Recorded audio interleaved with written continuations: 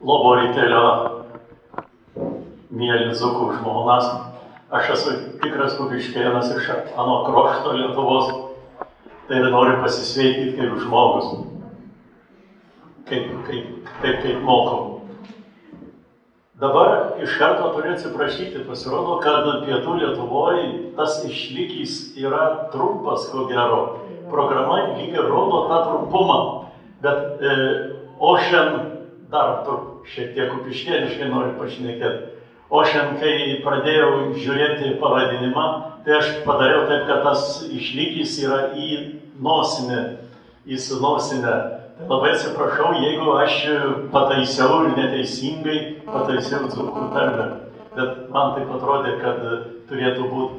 Na, va štai ir palengva susirinks mano myli žmonės.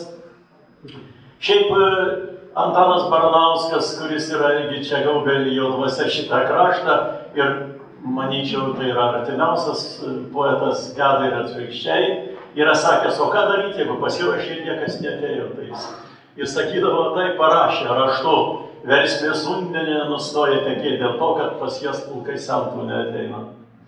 Taigi, baltų poetas išlikęs po Babilono griūties. Visų pirma, mes, kada kalbam apie kalbos dalykus, kaip atsirado kalba, tai įsivaizduotumėm, kad iš pradžių atsirado karsažodžiai, po to iš tų karsažodžių vėl kažkas atsirado paskui.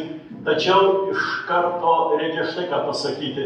Mes nežinom, kaip kalba atsirado. Nėra jokių įrodymų. Ir net jeigu paimsim tokius mokslininkus kaip Danas Lui Jensdavas, iš viso Danų lingvistika yra tokia fantastinė lingvistika. Lui Jensdavas sakė, nėra jokių įrodymų, kad iš pradžių atsirado kalba, paskui raštas. O gal raštas pirmo atsirado, o po to kalba, tai yra įrodymų nėra. Ir čia mes iš karto, kada kalbam apie Babilono griūtį, apie Babilono bokštą, iš karto susidarėm su metaforom. Tai nėra taip, kad viskas ten yra aišku, tai yra metafora. Gali vienaip įsivaizduoti, gali kitaip įsivaizduoti, kaip ir Sigito Gedos eilėraščius. Ir žinoma, iš karto būna, tų tekstų aš tikrai neskaitysiu, aš juos tik demonstruoju. Jeigu jie paskui atsidurs internete, tai yra labai gerai. Pradžios knygos, kada žmonės pradėjo statyti bokštą, Dievas sumaišė kalbas. Tai iš karto kyla keli klausimai. Dievas žmonėms kalbą greičiausiai davė rojuje. Ar tai buvo ta pati kalba, kurią kalbėjo žmonės Babilone? Ar tai buvo ta pati, ar tai buvo ne ta pati? O jeigu buvo, kad ir ne ta pati, greičiausiai ta pati negalėjo būti, kadangi aš paskui sakysiu, viskas priklauso nuo tokio dalyko kaip laikas, laikrodžiukų tiksėjimas. Ir vienu žodžiu, kaip galėjo sumaišyti kalbas. Tai nėra kažkoks pamaišymas daiktų ten, ar grūdų, ar su dirsėmis, kaip sakytų Konstantinas Sirvydas, ar vėl ko nors. Kaip galėjo pamaišyti? Dantė Alighieri, tai kai pagalvoji, tai yra tarp Mindaugo mirties ir maždaug Gedimino iškilimo. Vat maždaug poetas gyvenęs tuo metu, jis manė, kad Dievas turbūt sumaišė profesijų kalbas. Profesijų. Ne kitaip, ne atskirai, kitaip neįgalima pagalvoti. Ir tada iškiltų klausimas, kaip jis galėjo sumaišyti. Tai yra, greičiausiai buvo paleisti skirtingi laikrodukai. Tai yra, kalba kinta. Ir jeigu rojui buvo viena kalba, o po to yra kita kalba, tai viską lemia laikas. Sakykim, kažkada Islandijoje buvo kalbama visiškai ta pačia kalba kaip Norvegijoje. Tačiau šiandien jau senuosius raštus, norvegų senuosius raštus, Islandas skaito kaip laikraštį, bet ne atvirkščiai. Jau norvegų reikia mokytis. Taigi greičiausiai skirtingi laikrodukai, skirtingi kitimai.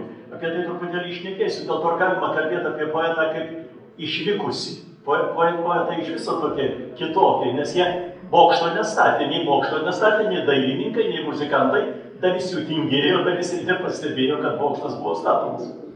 Ir antras tekstas iš šventraščio, tai iš apaštalų darbų, kada susirinkę vienoje vietoje žmonės suprato, kad apaštalai skelbia tikėjimą skirtingom kalbom, tačiau jie supranta. Ir sako, kaip mes juos suprantam. Galima tokią paralelę duoti. jeigu dabar kas nors čia skaitys islandiškai eilėraščius va šitą miške, tai pakankamai bus klausytojų. Bet jeigu skaitys romaną, vargu. Bet eilėraščių bet kuria kalba žmonės daug susirinks. Ir atrodė, kad supras, kaip ir muziką klausom bet kurią kalbą, mums visiškai nesvarbu. Mes tą kalbą suprantam ar jos nesuprantam. Taigi čia yra, sakykime, tokie laikrodukai kalbos erdvė. Kalba kinta. Kalba kinta, ar, pavyzdžiui, kaip mes sakom, lietuvių kalba labai panaši ten į sanskritą ar kokią kitą kalbą. Tai reikia atsiminti, kad jeigu dviejose kalbose, ypač nutolusiuose, yra du žodžiai, kurie reiškia tą patį, bet jie panašiai skamba, tai greičiausiai jie neturi nieko bendro tarpusavyje. Tradicinis, visiškai tradicinis kalbotyros pavyzdys yra, pavyzdžiui, lietuvių du ir armėnų jėgų. Jėgų. Tai yra absoliučiai tas pats žodis. Absoliučiai tas pats žodis. Visiškai viskas atitinka. Bet skamba visiškai kitaip, mes to nesuprasim. Ir jeigu dabar pabandysim įsivaizduoti Dante Alighieri, tą dieviškąjį laikrodį. Alighieri kalbėjo apie profesijų kalbas, o apie laikrodžius čia yra mano idėja. Nežinau, gal kitą kartą nežinai, gal kažkas yra pasakęs, bet dar niekas nepasakė, kad nuplagijavau. Bet tai yra mano idėja, kad tiesiog profesijų laikrodukai pradėjo tiksėti ne tuo pačiu ritmu. Tai yra vieni greičiau kiti. Ir dabar, jeigu mes paimsim baltų kalbas, prūsai, lietuviai, latviai, tai sakykime, prūsų ranka, čia yra vienas kitos galininkas žodžio ranka, ir toliau lietuvių ranka, tai būtų lyg ir laikrodukas labiau tiksintis ir latvių ruokų jau bus laikrodukas dar labiau tiksintis. Tai štai taip maždaug matom iš tų trijų kalbų, kad laikrodukai tiksi palengva ir jie tiksi ne vienodu greičiu. Na, bet šitas laikrodis, duokit čia 10 laikrodžių būtų ir jie tiksėtų ne vienodai, jie būtų taip sutvarkyti, suprogramuoti. Dabar artėjant prie tokių svarbių dalykų, kad, kaip sakom, kas tai yra poezija.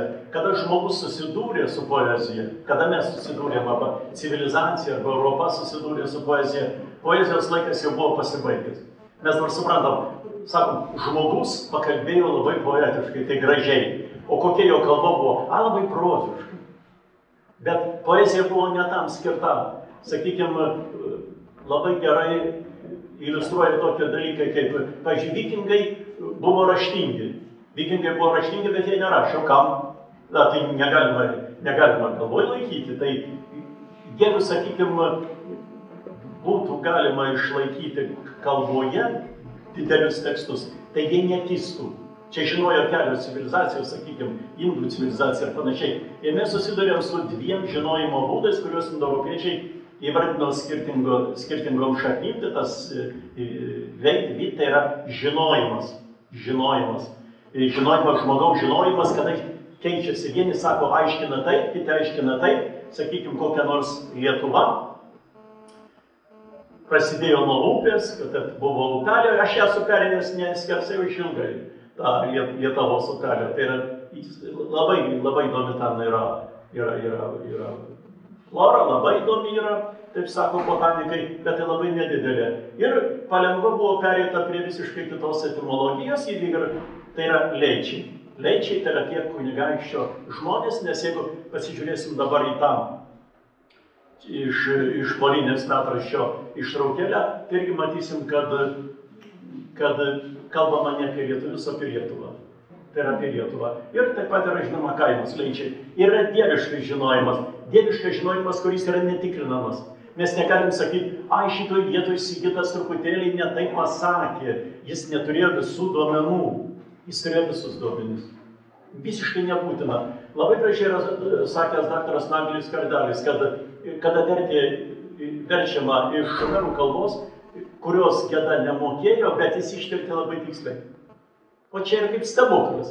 Žmogus kalbos nemoka, jis verčia iš vokiečių, iš anglų, ten iš dar kurios kalbos, bet išverčia daug tiksliau negu mokantis tą šumerų kalbą. Kaip ir čia, sakykime, mes galim specialiai čia dzūkiški vietovardžiai, kaip matot, turbūt ir pažįstat vietovardžius, šlavanta, šlavantėlis ir taip pat šventaduonis. Ir čia mes gaunam tą seną Kijevo kunigaikščio vardą. Iš tų vandenvarčių, mes tarsi sukomponuojam. Ar tai yra, ar taip galima sakyti, ar tai galima daryti išvadą, tikrai kol kas ne. Taigi ir pradedant nuo poezijos, tai yra tai didieji sutvėrėjai. Latvijoje izvaiduojas Dzeinikį. Man labai patiko, kad Latviją sukūrė poetai, tai Indra Bruverė Darulienė. Prašiau patvirtinti, kad tikrai nepyks, kad aš čia taip viešai, bet Indra kažkaip man neatsiliepė. Ir Sigitas Geda sako irgi apie tokius dalykus kaip numanymas. Kai aš kalbu apie Sigitą Gedą, man labai norėtųsi šnekėti apie 7 vasarų giesmes. Bet 7 vasarų giesmes ne mano sritis yra. Ne mano. Labai norėčiau šnekėti apie Maironio mirtį, kurią turbūt reikia atmintinai moku. Bet tai irgi ne mano tyrinėjimų tikslas yra. Ir kai Sigitas sako, Jėzų Kristų mums paliudė apaštalai, kurie buvo tik tai poetai, tai aš irgi galiu pasakyti apie jo poeziją. Niekas nėra jo matęs, niekas nėra jo regėjęs, nebūtų apakę apkurtę, prisiliečia. Vienas kažką pasakoja, kitas pasakoja, juk tarp Kristaus, sakykime, mokymo ir užrašymo Evangelijų yra 300 metų ir 2 kalbos. Tai kalbėta buvo ramėjiškai, užrašyta buvo graikiškai. Žodžiu, ką mes galim žinoti, mes galim to tikėti. Ir žinoma, kaip sako Šliogeris, su Šliogeriu susipažinau pasigitant mūsų, tai yra Lietuva atsiranda iš kalbos, o čia ką reikia lietuviams saugoti. Atsirado iš kalbos, tai yra kitokio tipo valstybė, negu, sakykime, ten Skandinavijos valstybės ir panašiai. Pagrindinis dalykas, kurį labai mėgau Geda ir kartais komponuodavau kaip žalio gintaro derinius, tai yra pauzė. Dabartinis žmogus pauzių nemėgsta, jas užpildo muziką, užsideda ten ausines, tada pasiima paspirtuką ir 100 kilometrų važiuoja šaligatvį per valandą. Įsiklausimus. Tik, kaip sakė Sigitas, man trūksta tikrenybės, kalboje išsiklausau. Dabar pasižiūrėkim, yra iš Maironio mirties žvelgs stablausžiai eina tai lietuviai, kaip daugelis iš mirusių tautų įdedas, ko nebus ir ko nebuvo, tarp milžinų savaime išpjautų. Dabar įsivaizduokim, kad aš nutraukiu tam tikroje teksto vietoj, nutraukiu skaitymą. Ir aš ne per daug garsiai kalbu, ne? Per daug garsiai nebūna turbūt per paskaitą, tai gali būti per tyliai. Ir kai aš nutraukiu, jūs pajusit, kaip tyla generuoja prasmę. Tyla, pauzė. Žvelgs stablausžiai eina tai lietuviai, kaip daugelis iš mirusių tautų. Taip kraupokai atrodo, nes po to užtrenkia tarsi muzika kitos eilutės. Juk reikia atsiminti, kad Sigitas nepaprasto melodingumo poetas. Ir antra vertus, jis yra eksperimentatorius. Bet jeigu jis būtų tik eksperimentatorius, tai vargu, ar jis būtų taip plačiai žinomas. Dabar tos pauzės, tyla, ji gali būti dangui, ji gali būti žemėj. Ir kaip matot, tas tėvo laukas suartas kreivai, kiek suvogiam, labai gražus žodis. Nežinau, kiek dzūkai žino šitą žodį. Mano krašte tai jis yra labai populiarus. Suvogiam, nelabai ūkininkas. Bet tai nelabai ūkininkas ir poetą užaugina. Tai kaip jau ten kitaip, žinom, tas poeto laukas, tai jau nebus labai jau ten suartas, gražiai suakėtas, bet dabar pasižiūrėkim, kaip gražiai tas laukas. Laukas yra pats žodis, reiškia, pirminė reikšmė yra šviesus. Prūsiškai lauksmas yra žvaigždės.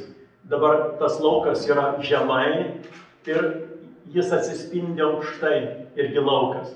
Bet tik tada susisiekiama su dieviškumu.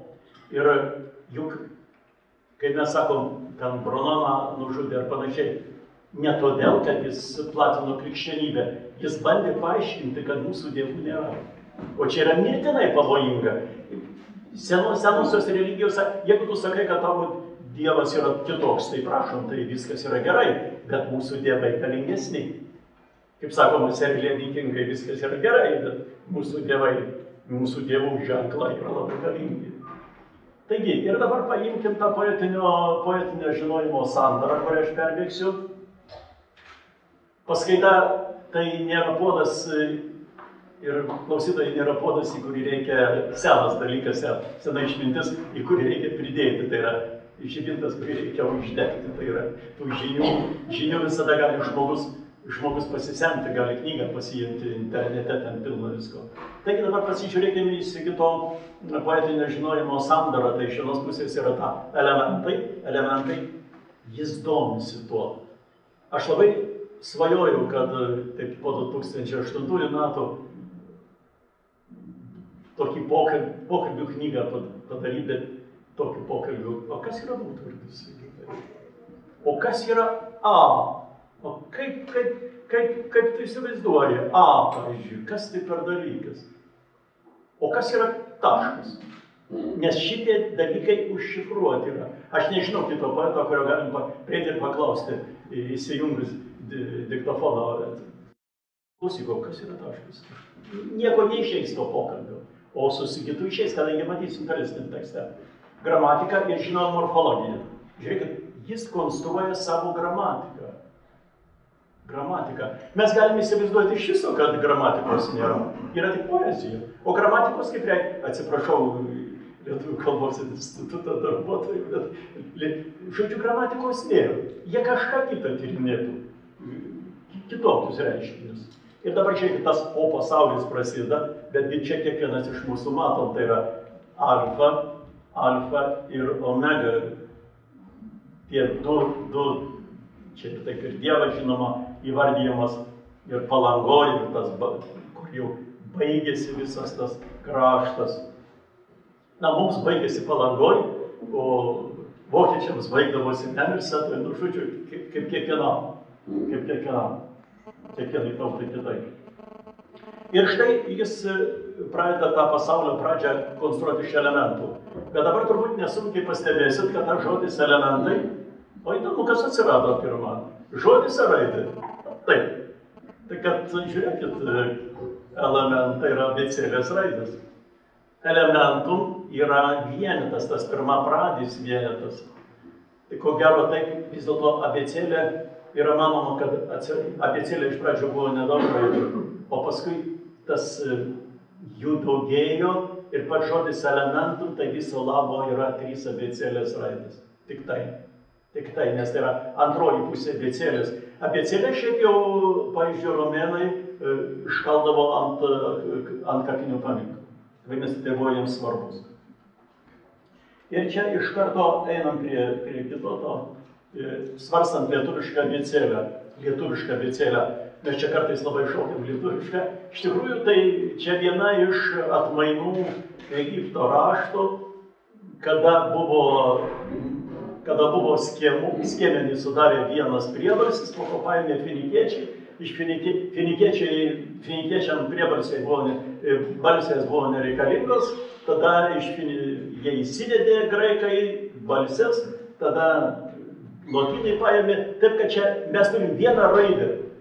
Aš manau, kad, o gal jau pastatė paminklą va čia tą turim, tikrai, turim. Ir dabar, žiūrėkit, čia pradžioje jis apibrėžia, Sigitas, tą svarstant lietuvišką abėcėlę. Pirmas penketas čia praleidžiamas ir žiūrėkit su aukštesniais plotais, KLMN. Aš nesu tikras, manau, netgi esu tikras, kad poetas nebuvo skaitęs mokslinių veikalų. Nebuvo skaitęs nuojauta. Va čia yra talentas. Paulius Širvys mokslų nebaigęs, bet jis yra talentas. Tu tą talentą turi, truputėlį gali ten su juo pažaisti, jį patobulinti, bet tik tai tiek. Bet aukštesniais plotais, KLMN, tai vadinasi, tai yra juntami dalykai, kad tai yra aukštesni. Vidurio abėcėlės raidės, vadinamosios šventosios raidės. Ir toliau jis kalba apie kitas raides ar kitus garsus, maišo nuolat kišasi, primindama mums, kad ir toliau čia tas F, H ir panašiai. Čia kaip kalbotyrai, pavyzdžiui, kada nagrinėjom garsyną kalbos, aprašo visą garsyną, sako, dar yra F, ten tokia niekalas toks, dzuk ir neturi. Festivalis ir viskas yra festivalis. Ir kam čia dabar to reikia? Galėjo būti ir bendriniai kalboje labai nesunkiai. Gražiai skamba festivalis. Tik man reikia paituoti, kaip tą žodį turiu. Netaip lengva. Skolintos lieka neapibrėžtos. Irgi tas, kas skolinta, tai nėra svarbu.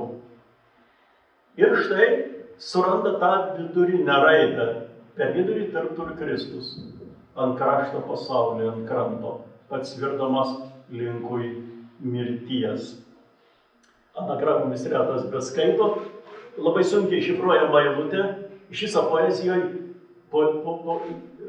toks dalykas yra.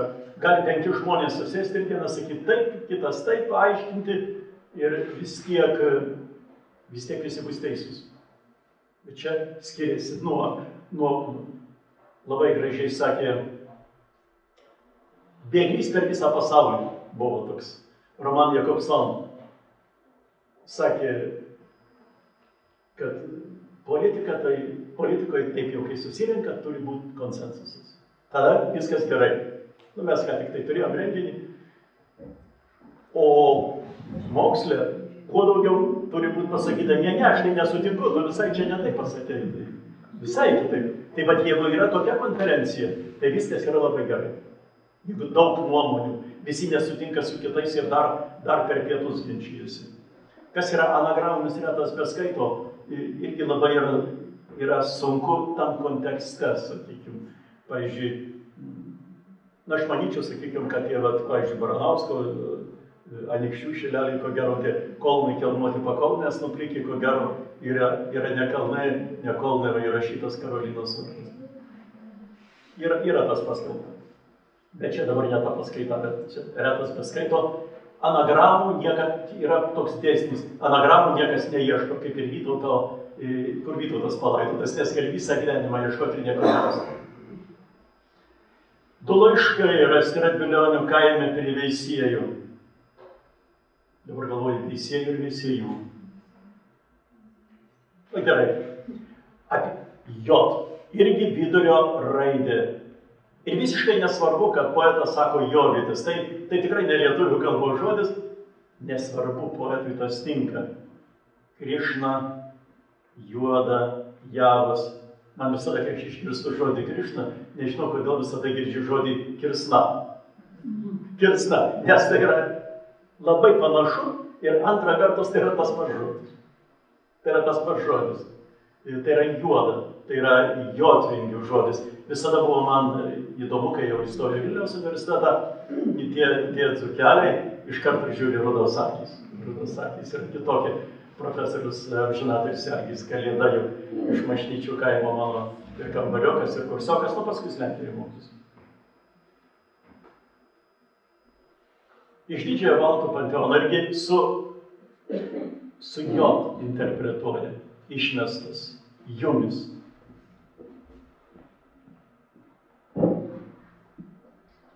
Toliau, elementą. Kalbama apie prūsus. Lemtingos K, bet irgi vidurio raidės. Bet štai, aš žinau, tie darbai, kuriuose buvo nagrinėtos abėcėlės vidurio raidės, čia vėlgi kas yra abėcėlė? Vienokia yra lietuviška, kitokia lotiniška. Čia, sakyčiau, yra lotiniška abėcėlė, ta grinoji lotiniška. Lemtingos K ir MM, Marius, Mantas, bet tai yra vidurys. Kantas, Karaliaučius, Kristus, Krantas. Žiūrint, kaip supransi, Krantas galbūt tai yra vietovė, tai yra Krans. Kažkada paklausiau Kuršių Nerijos 2 vokiečių, iš kur jūs lietuvininkų greičiau, gal ne vokiečių, iš Krans, sako, jūs ten buvo, o ko mes ten važiuosim? Atsakymas buvo toks, nenori gimtinės namų pamatyti, nusiaupti, ne lietuviškoji dalis. Prūsai, Moralė, irgi tos vidurio raidės. Ir žinoma, jau nebe vidurio raidės. Čia Adolėlio A, K, tai Adolėlio kalendoriai. Adolėlio kalendoriai. Šiaip turiu pasakyti, kad man labai patiko ąsotis ant stalo, kai atėjau. Iš karto prisiminiau, leisdami ratus bonai, iš karto man Gedros eilėraštis iškilo. Iš tikrųjų, jeigu yra žodyje raidės ar garsai sena, tai ką nors reiškia neįtin malonaus, sakykime, sniegą ar kokį kitą, o čia kalbama apie tai, keista lietuvių kalbos savybė. Tai pasamprotauja poetas, bet jis teisingai tai daro. Ir žinoma, toliau prasideda elementai, bet tie elementai yra, kaip čia pasakyti, aš juos vadinau abėcėlinės katastrofos. Kijevo slavai priimdami kreivą bizantišką krikštą pažemino Dievą Perkūną, muštami pagaliais į ten ties Vėpryno upe. Vėpryno upe. Šernas būtų išvertas. Dabar yra šernas. Vėpryno upė ties Dunojum. Aš paskui maniau, kad poetas sugalvojo. Nepasirodo skaityti, čia jau tikrai skaityti metraščiai. Pasižiūrėjau metraščius, tikrai, kada vilko tos stabus iš Kijevo, tai juos dar mušė, žodžiu, norėdami pažeminti. Šiaip tie senoviniai dievai labai įdomus, juk mes žinom ir ukrainiečių kalba mir, reiškia ir pasaulį, ir taiką. Tai yra Mitra, tai yra indo-iranėnų dievas, indo-iranėnų dievo vardas. Ten gana sudėtinga fonetika, kaip atsirado tas, bet pasiskolinta buvo būtent kaip mir, o ne kaip Mitra. Indo-iranėnų vardai. Bet čia yra krikščionybė. Krikščionybės. Būtų Perkūno neišvarę, gal viskas ten būtų gerai.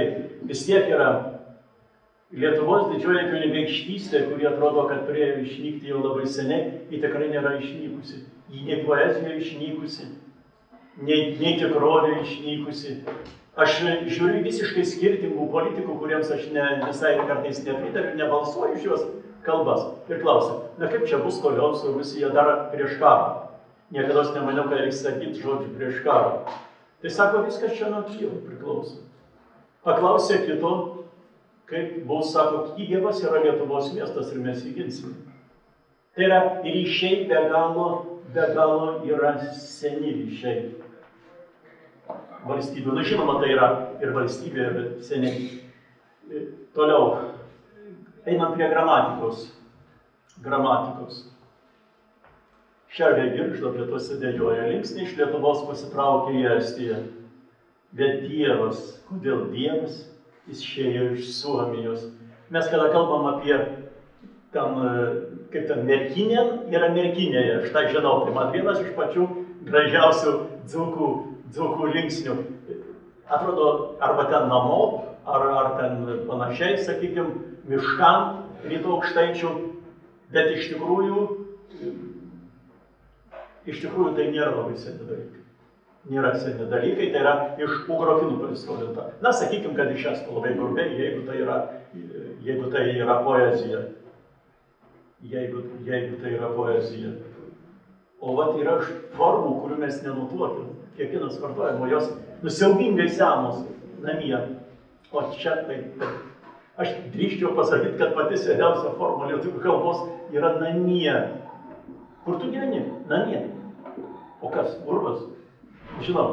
Rūmai? Nežinau, bet aš namie gyvenu. Na, čia apie linksnį truputėlį. Apie bandom priklijuoti prie žemaičių ir kitų morfologijas. Žemaičiai sustingdavo, pamatę Baltijos jūrą. Tai dabar jie gyvena prie Baltijos jūros. Ten net Šiaulius buvo paskelbta Žemaitijos sostinė. O šiaip tai ten kuršiai. Ten yra kuršiai didieji mūsų piratai, juk pagal Rodos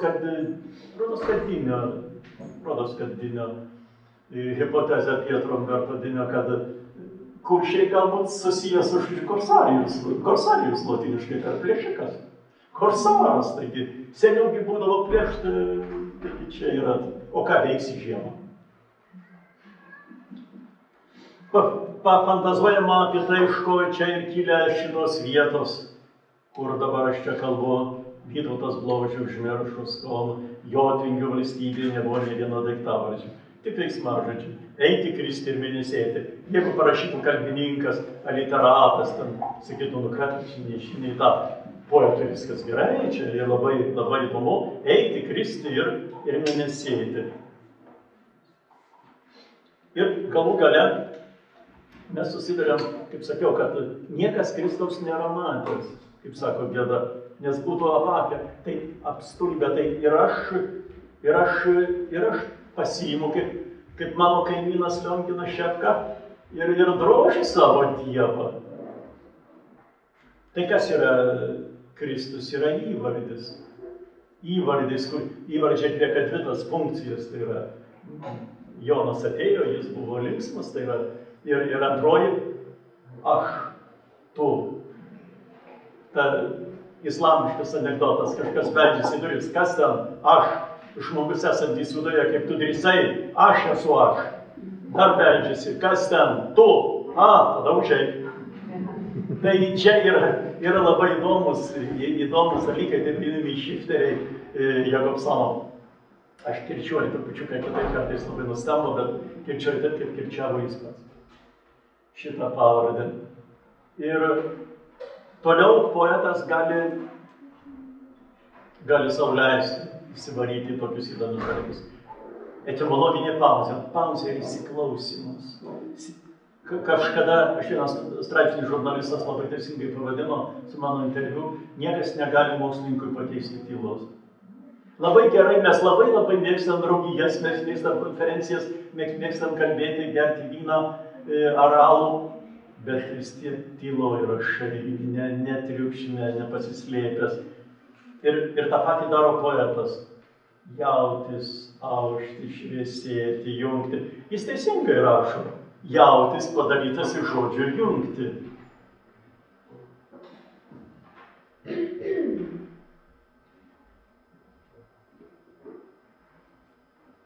Labai mėgo etimologizuoti paterus.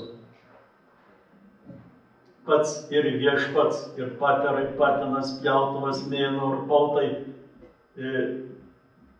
Ir teka, tekys tekmė, mėlynas tavo mėnulis suginy.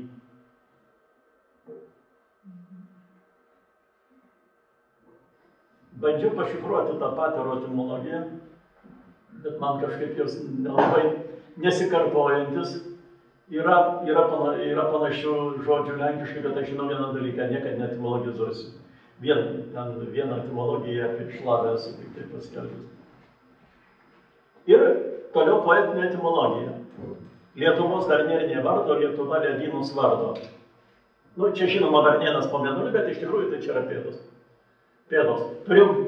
Kodėl aš apie Gedą kalbu? Irgi palikimas. Nu, mano mokytoja Danutė Gerškaitė turbūt ten dangui sėdi ir sako, nu tai žiūrėk, kad skaitėm 68 ar kuriais metais Gedą. Tai va ir dabar tu čia važinėjai skaitai. Ledynus vardo. Kaip ir etimologija. Ledynus. O iš šito straipsnio čia jau Gedos yra sugalvojimas. Iš tikrųjų, straipsnis buvo paskelbtas po kelių dešimčių metų, tik tai nuo šito rinkinio. Ir jeigu mes pažiūrėsim, paklausim kur nors ties Pskovu, dabar ten nevažiuokit, bet jau gal kai sustvarkys. O kas yra Lietuva? Tai sakys, tai sako, Lietuva tai, ar Tvanas ir Lietuva tai yra tas pats. Nu, stichinė nelaimė. Praėjo ten liūtys, išdaužė visus pasėlius, nu, sako, Lietuva praėjo. Bet čia yra 16 amžiaus, jau turbūt prisiminimas, bet taip yra. Arba akmenys dideli, čia tai yra Lietuva. Etimologija. Jotvingiai, kadangi čia yra tas Jotvingių kraštas, žmogus jojantis vingiais, vagom, jojantis vingiais. Šiaip tuo metu, kai rašytas tekstas Sigito, tai nebejotinai jotvingiai ir žodynuose buvo kildinami iš nelabai aiškios upės, kuri lyg ir buvo ties Lyda. Bet dabar mes turim visiškai visai kitą etimologiją.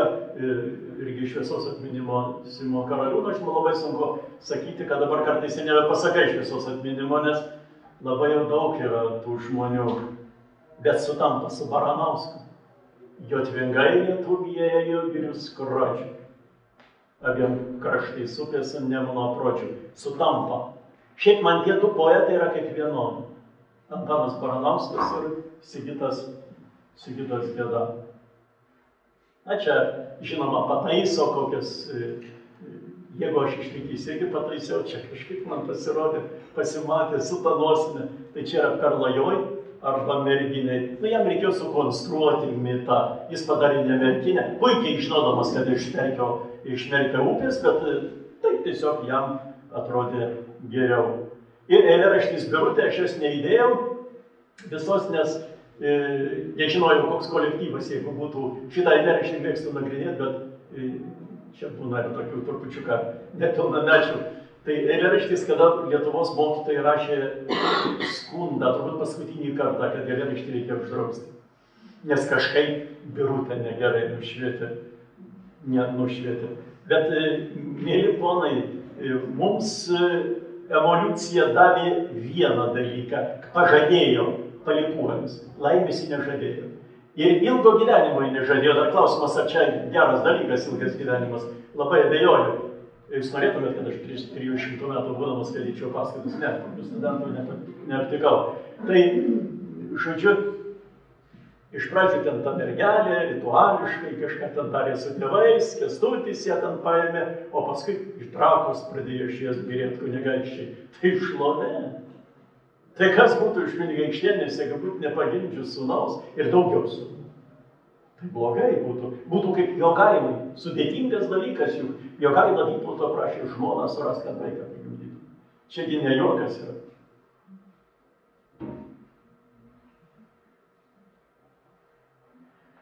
Gediminas. Didysis kunigaikštis Gediminas buvo tasai, kur dar atsiminė dangų, dangaus tvarką. Žiūrėkit, poezija. Gediminas. Čia kaip šitam Šventų Jonų bažnyčia, kur aš dabar nekalbėsiu.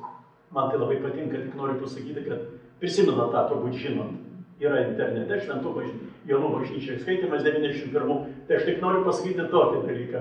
Jeigu tai skaitimas būtų įvykę Šveicarijoje, niekas neatsimintų. Čia priklauso nuo šalies. Šveicarijoje tai buvo, žinom, prieš 20-30 metų. Čia viskas yra kitaip. Taip, Sigitas pasinaudojo tuo, prisimena tą, kur ten aiškina, kaip bažnyčioj, negražiai ten skaitė kažką ten. Nieko panašaus, bet jis buvo taip prispaustas visuomenės nuomonės, kad atsižadėjo to skaitimo. Be reikalo. Buvo vienas toks vakaras ir buvo poetika iš Prancūzijos. Ir sako, ne, tik jau čia tai tikrai improvizacijos nebuvo, buvo apgalvota iš anksto. Nes 2 kartus peržiūrėjo visą, ne, čia taip nebūna. Nebūna, sakė, mesgi specialistai šitą dalyką. Taip.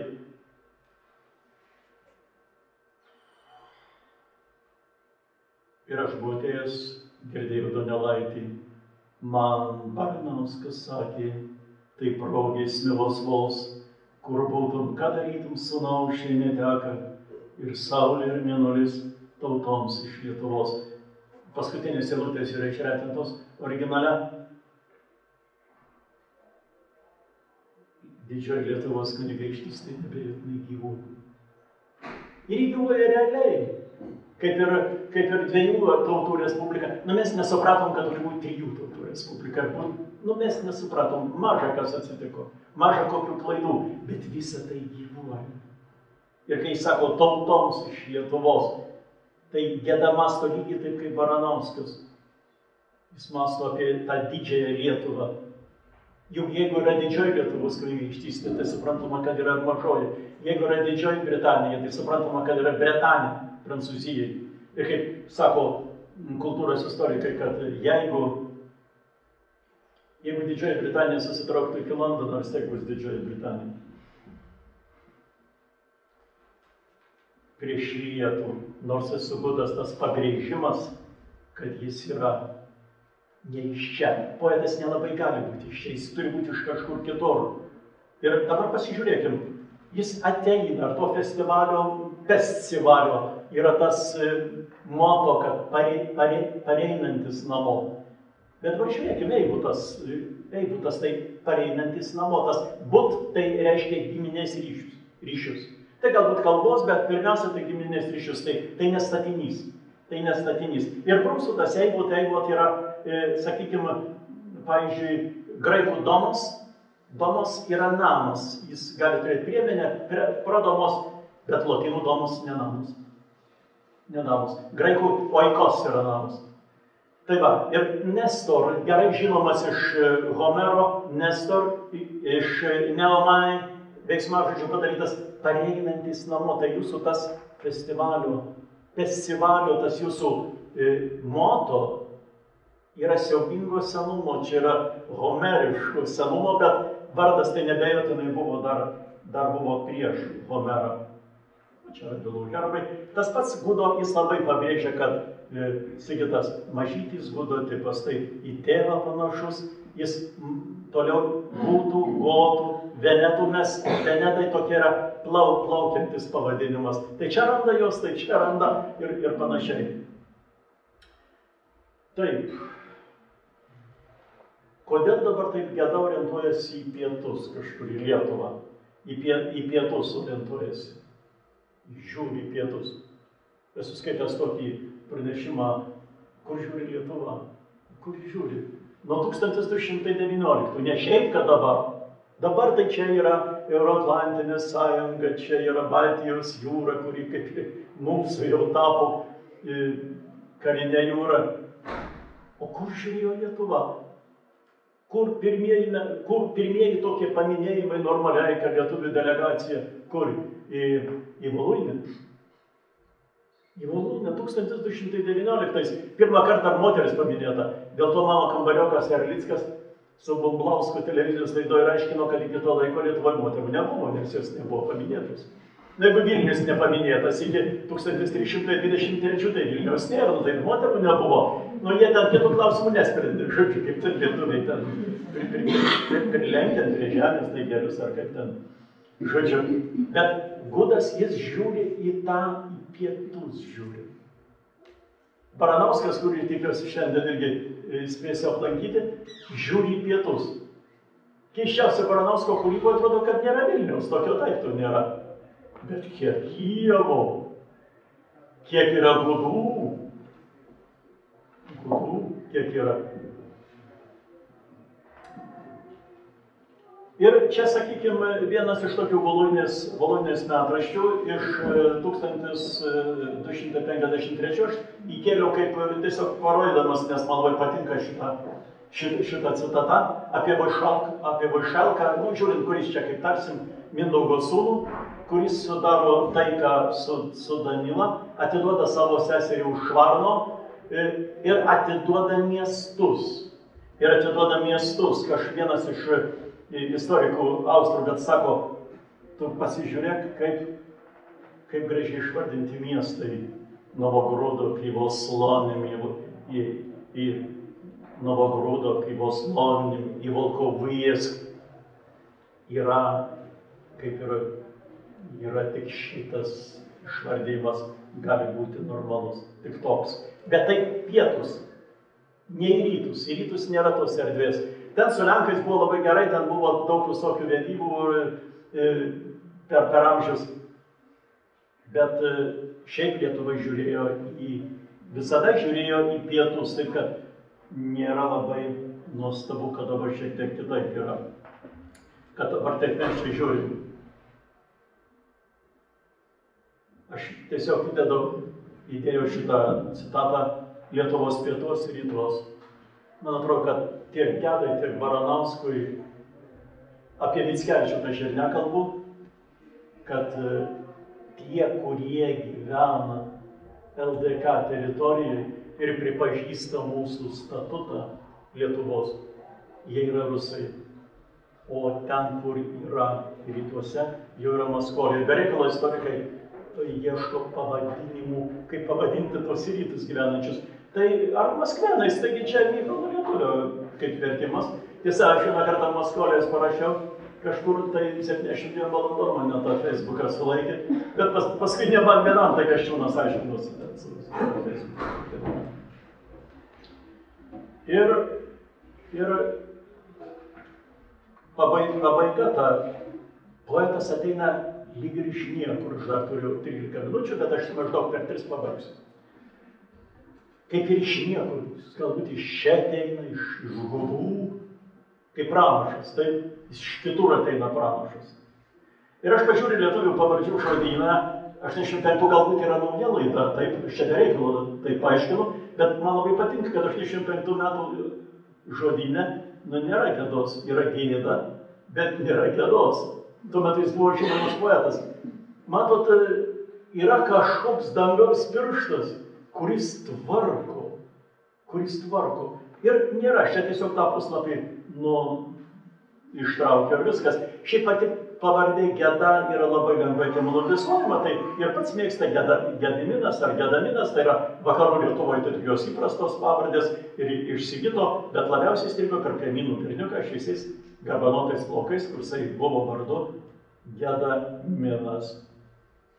Ir man ir paskutinė tokia buvo, kad tai iš kur prie Snaigyno, man tokie egzotiški tai ežerai, Snaigynas, Veisiejai, negirdėti, kažkaip Sigitui kartą sakau, mūsų sula neaišku, iš kur Uošvyje, ne mano namus. Sakau, gal latviška, gal lietuviška, ant ribos gyvenam.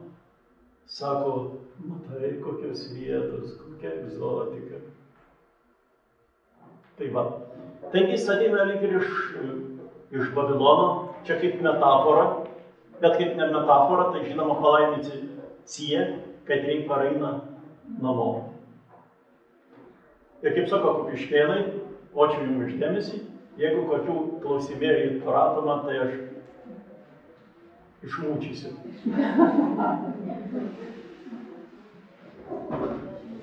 Kas nors, ką nors turėtumėt paklausti? Ar galiu aš tada? Kol tyla, čia buvo ne kartą Kijevas minėtas, tai vėl tokie įdomus dalykai iš ukrainiečių kolegų man teko girdėti. Kijev, rusiškai, ukrainietiškai Kijev. Ir tai yra ne kas, o kieno. Mikolajiv, Čygrad, Mikolajiv, kieno miestas, Mikalojaus. Buvo Kijev toks. Tai čia kieno? Kijaus miestas. Aš nežinau, ar čia yra tai žinoma ir galbūt paralelių tokių galėtų būti ir lietuviškuose vietovardžiuose, aš nežinau. Bet man tai buvo pačiam labai toks atradimas, kad tai vis dėlto Kijev, tai yra čia, kieno, o ne kas. Kai mes sakom lietuviškai Kijevas, pridedam as, tai jau čia daiktavardis gražu, bet tai iš tikrųjų etimologiškai netinka. Nesu joks specialistas, man atrodo, aš tai nesakau to Kijevas, kadangi labai sunkiai ištarti ir man atrodo kolega Darius Kolis yra aiškinęs kiti linksniai, man atrodo, su yra. Tiesiog labai sunku ištarti, bet to labai sunku ištarti yra. Čia su tais truputėlį keitimais jau mes ir Kartvelų mesgi neprašėm pavadinti Lietuvą, nežinau kaip jie ten ištarė, ta Lietuva dabar. Mesgi neprašėm, ta Lietuva yra labai priimtas mums yra. Kaip ir pats pirmasis paminėjimas 1009 metų, taigi joks ten ne Lietuva, ten yra Lietuva. Tai yra ir pats pirmas paminėjimas Inconfinio Rusija et Litvė 1009 metų Pedrinburgo analuose, taigi iš kur žiūri, kur žmogus sėdi? Kijeve. Jis sėdi visagaliam Kijeve. Lietuva čia dėta duoklėm, kaip ir daro. Ir kad neužmirščiau, besidžiaugdamas čia yra 2007 metų, čia yra tokia jau pagyvenusi knygutė, bet aš manau, kad čia yra tam krašte bibliotekų, ar tiesiog jums ir pasiimti bibliotekų mokyklose. Tai aš jų turiu, man jų, kaip sako, kupiškėnai ne iš kada. Nežinau, ar dzūkiškai ne iš kada reiškia tą pačią, bet ne iš kada tai kupiškėniškai negali. Tai labai, labai ačiū. Jeigu nebus, aš tada Vilijai sostą. Kaip čia, kaip iš Marcinkevičiaus, tegul jam praneša, kad sostas laisvas.